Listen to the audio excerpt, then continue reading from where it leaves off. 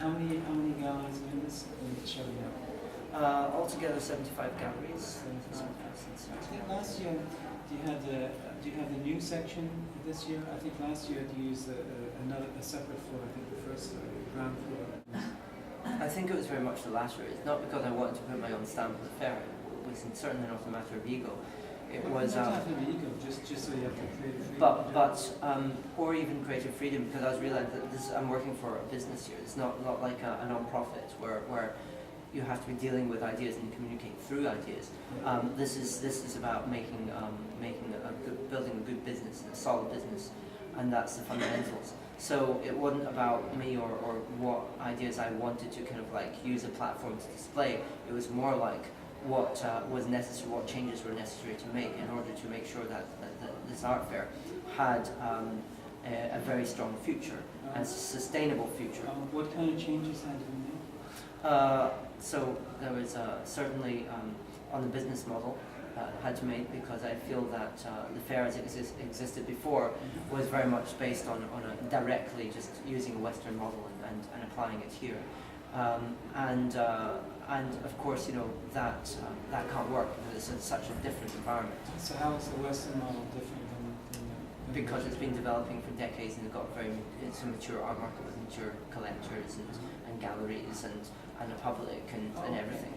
So it's a completely different environment from China and possibly from many places in Asia.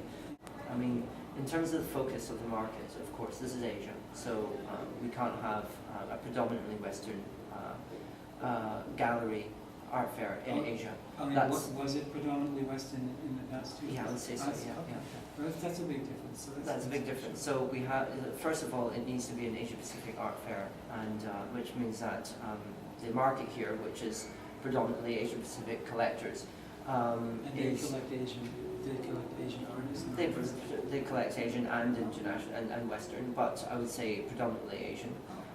So it's like, it would be like, for example, you know, saying that Art Basel should be predominantly Asian art, you know, Asian galleries. It would be kind of crazy. So it's the same sort of thing. It's a collector base. It's the environment. It's why people come to China. For example, if Westerners come to China, it wouldn't be to buy Western art. It would be to buy the art of the region. One thing is like it's Asia Pacific. It's the region, so you need to think about who your customers are in terms of the clients, in terms of the collectors. The other thing is what's happening in China as an environment. As I was saying, it's a new market, which means that the collectors are also new collectors, and it's, you know, it's China's got such enormous potential, and everybody knows that. But how to bring out that potential and how to make that potential something actually tangible is another question. So first of all, so I put together this project called the Collective Development Program, CDP, and that's all about engaging the new generation of collectors, because now China has, you know, ranked number 4 in the number of millionaires in the world. So the number of millionaires, like dollar value millionaires in China, is very, very substantial indeed. However, however, the question is like, you know, how many of them actually want to buy art? Well, of course, because China is a very important cultural country. I mean, it's always been very an important cultural country. So it's inevitable that people will collect art, but it's not necessarily that's going to be this year or next year. The other thing is that we know actually through talking to lots of people that there are lots and lots of people who want to collect art but don't know how to begin. Rather, they're a little bit nervous of the bubble that existed before.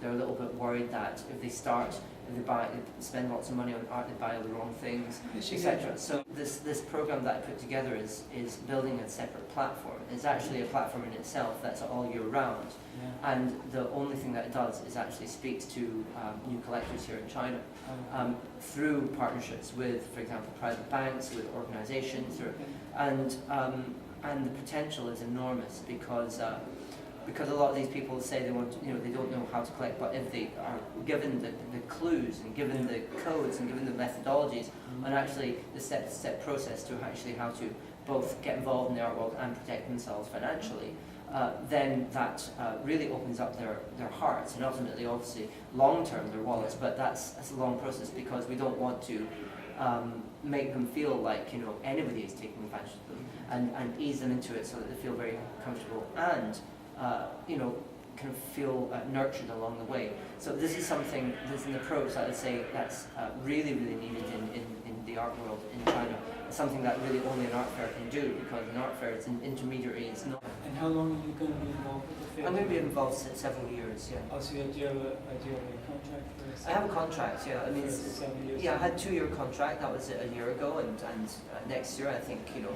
But that was before I started as I signed the 2-year contract with me. But we worked so happy together that I'm sure this is going to carry on. So. Okay, no, I thank you. Thanks a lot. Sure. Yeah, thanks a lot. Yeah. It's great. Sorry, Sorry, I've got you wrong because.